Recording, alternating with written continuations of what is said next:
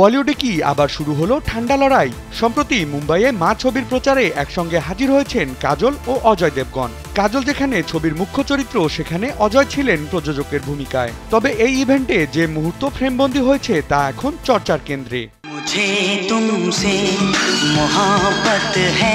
একই মঞ্চে দাঁড়িয়ে কাজল পরপর 3 বার তাকালেন অজয়ের দিকে। এদিকে অজয়, তিনি ব্যস্ত ছিলেন সাংবাদিকের দিকে তাকিয়ে। স্ত্রীর দিকে যেন একবারও চোখ পড়ল না তার।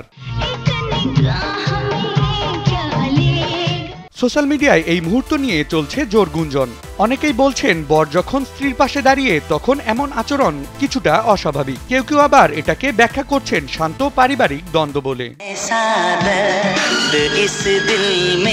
স্যান্ডেলিনা সো, রূপচর্চায় আভিজাত্য।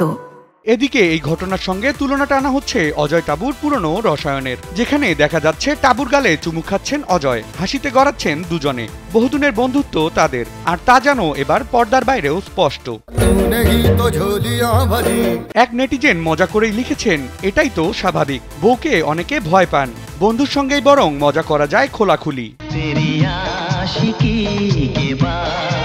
তবে কি অজয়ের চোখ এড়িয়ে গেল কাজলের অনুভব, নাকি এ শুধুই মিডিয়ার বাড়াবাড়ি? উত্তরের অপেক্ষায় এখন দর্শকও। আগে হোটেল দেখেগা না, তরক যাएंगे, ওকে? বিনোদন ডেস্ক, কালবেলা।